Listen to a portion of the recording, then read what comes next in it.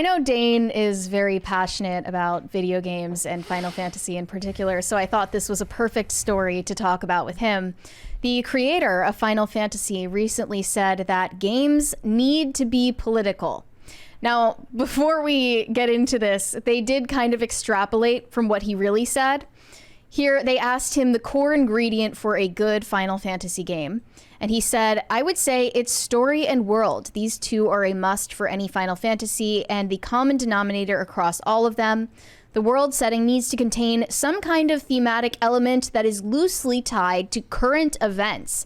The world itself needs to have some kind of thematic backbone or message that gives a different perspective or a thought-provoking prompt for players. And they noted here that Final Fantasy VII tackles climate change. Is that true? It does. It is. And that all of these games have historically been heavily political and tied to current events. Okay, so here's a distinction. So I think this audience and our particular, like the people in our company, we're really peeved by a kind of person. They're in our out group.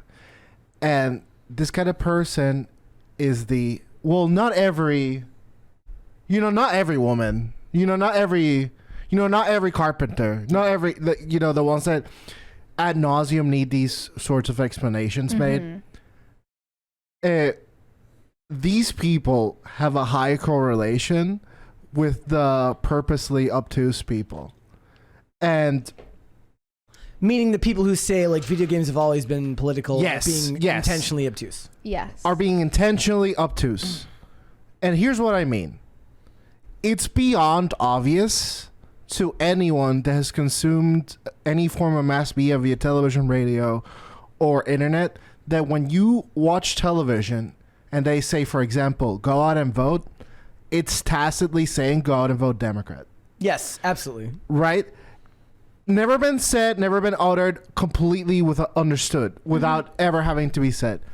It is also understood that every single fucking time someone says needs to be political, they exclusively mean progressive. Yes. Yeah. They always mean progressive. They're not talking like trying to adapt a Tom Clancy novel.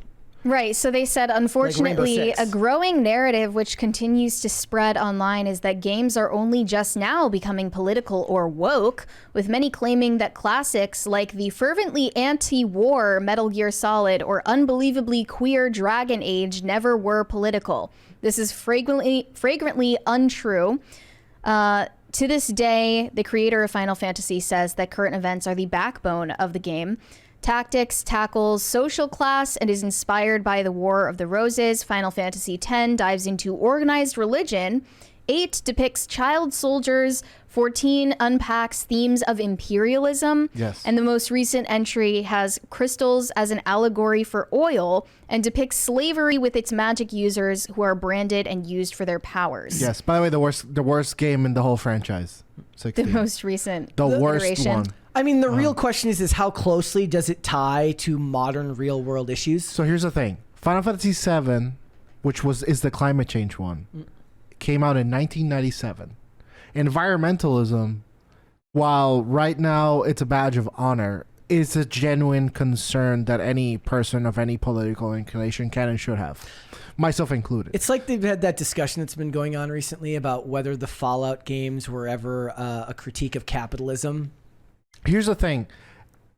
Okay. Final Fantasy VII is a critique on rampant corporatism, exploiting natural resources exclusively for power and for economic gain, which is something that is in basically the your party, the characters you play are Antifa. Mm-hmm. If Antifa weren't, 21-year-old trust fund babies, right? Here's the thing.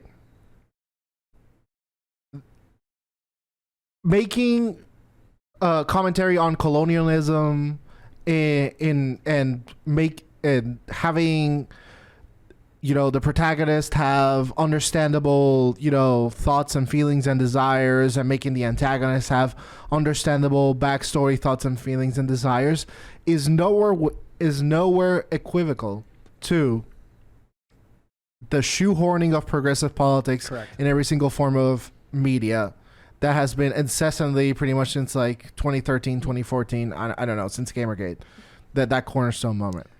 And what people say, you know, everyone's pretending that things are now becoming political when they've always been political. It's like the distinction is, to which they are playing obtuse, and it's obvious, it's that now when we're using the modern use of being political, which is shoehorning progressive politics in areas that don't need to be added. Here's the thing. You can give Square Enix, which is the company that develops these games, some lenience because they are not American. Mm-hmm. And, you know, the last game had a homosexual character who was very tastefully written. He was like one of the most impactful characters in the story, and he wasn't one of these like if he were written in the United States, it would be like, as a gay man, this is how I feel. Like, it wasn't that at all. It was like, it was a happenstance of his life. Let me give you an example of shoehorning where, like, sometimes you can insert a progressive theme and maybe it works. Sometimes it doesn't. An example of it being shoehorned where it doesn't need to be is something like this. Alleged Rainbow Six Siege leak reveals wheelchair-bound operator. You don't put some type of special forces operator or military person in a wheelchair in a game unless it's the shoehorning of a progressive idea into the themes of it, right? Right. And It's the same thing when they add like female special forces operators to television shows and movies. We understand that in the real world, that's not the way things are. You're not going to see women in the SEALs. You're not going to see women in Delta. But on You are gonna see television, them in the Secret Service. but yeah, you're in the Secret Service. You'll understand that that was a political ideology that's found its way into a story where it doesn't really fit. That doesn't mean that you can't tell stories that have progressive ideas. They've abused political art to the point where people are reacting on the entire other extreme end of the spectrum. And this headline is a couple of years old, but I saw it reposted recently. Chinese company Tencent wants to see, quote, no blacks and big boobs in its films and games. This is where you end up on the other end of the spectrum when you have people, as you said, acting intentionally obtuse about the politicization of video games. Also, and other yes, media. Correct, because then it's like you've created this audience which is like reactionary racist people on the internet. Mm-hmm. And then this is like what they've do to appease them, but like what about literally everybody They're else? only further alienating people. Right. And the get woke, go broke sentiment is gaining a lot more traction now because of the disastrous launch of Concord. It was out for 2 weeks. 2 weeks. And they are taking it down. It was in development for 8 years. It's shutting down 2 days from now on September 6th because they literally just couldn't sell the game. It got under 25,000 sales, and they were working on it for 8 years. Mm-hmm. And after all that, it has failed. They're getting rid of it completely. And all of the people who were defending it have gone silent. Well, with character designs like that, you don't know the game is going to suck, but you can have a strong indicator that the story will go a certain way. Obviously, you shouldn't judge the book inherently by its cover. You should at least give it enough attention to ask the question, can it be better? But, you know, books, covers, it exists for a reason. Dude, I have to contextualize like the magnitude of this fail. Like this is truly like a giga fail. Okay. So, to be part of the PlayStation Network, of Xbox Live, of the Nintendo Network, it costs a lot of money. A lot of money. Any update that they make towards games, this is a figure I heard from a independent game developer 3 years ago. He might have been exaggerating. It might be up or it might be down. But depending on your audience, each update costs something like $1 million. Wow. Like taking stuff down, putting it up, it's so expensive. It's so freaking expensive. For this game to be marketed, pushed out by Sony and the developers, to have all the paid advertising that it's had, and for it to have this level of failure to the point where not only have they taken it down, but they've refunded people. Yeah. It means that the money they have lost on this game is monumental. It's astronomical. This is like truly one of the most failed pieces of media in history. It's like worse than The Acolyte. And it's more money lost. The point I was making was like, look, Yeah. you can look at like the I don't know, you can look at the actually. character designs, and you can make an educated guess on what the game is going to be like. Now, some people are going to be like, okay, I'll double check and I'll look into it further. Maybe there's a great game here, maybe there isn't. But a person who's aware of things now, they're not going to look that far. They're going to see those character designs and they're going to say, no, not I bothering. see a lot of people coping, saying that this failure has nothing to do with wokeness.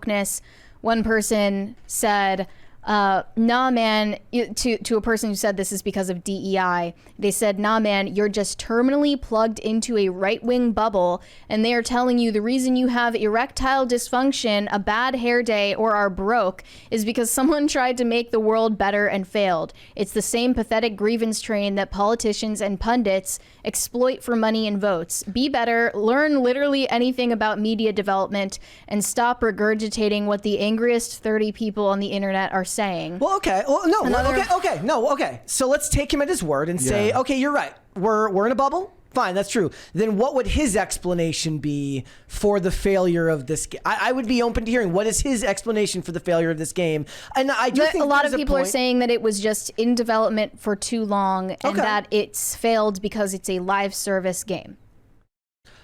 Okay. That's what their explanation is. And that it was marketed to the wrong crowd. Potato, dude. It's like kind it of, failed. yeah, it's and kind of, as I looked further, there was actual wokeness in the game. I saw there was a backstory they gave to one of the characters in the game named Baz, who was cut out of her family inheritance for gender transitioning from male to female. So that's part of the canon backstory for one of the characters in this game.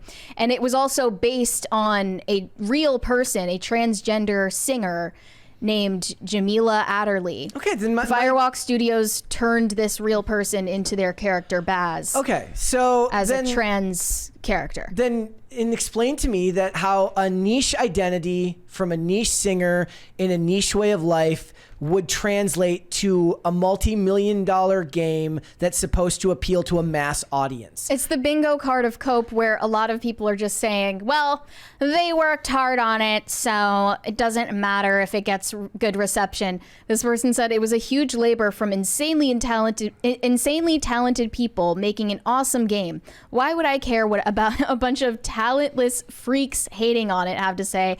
I'm sure having fun playing it, and I wouldn't trade it for anything. Brother, you're objectively a talentless freak. Do you understand You're that? one of the talentless You're freaks. objectively a talentless freak.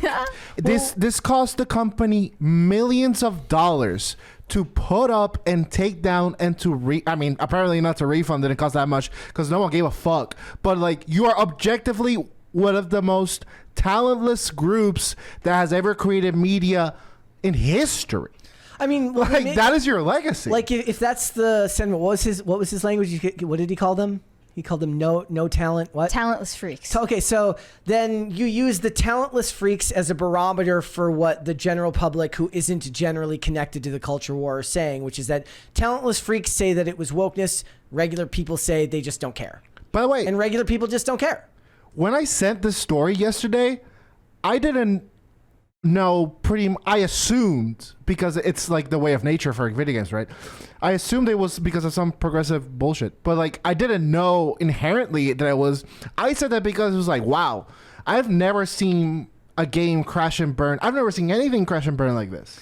Well, this is the biggest flop I've ever seen. So they keep making movies and video games for modern audiences, but modern audiences don't generally turn up for these things. Modern audiences don't exist. The modern audience you're chasing doesn't exist. Yeah, like that's what I'm saying. Yeah. Like, modern audiences are showing up for regular movies and regular games. It's like the Acolyte Cope. There were like 10,000 people total on Twitter who were crying about the Acolyte getting canceled, but that's not enough to keep a show afloat. Thanks for watching. Listen to full episodes of Pop Culture Crisis on Spotify. Keep up with us on social media and make sure you subscribe and ring that bell so you never miss the show. Bye, guys.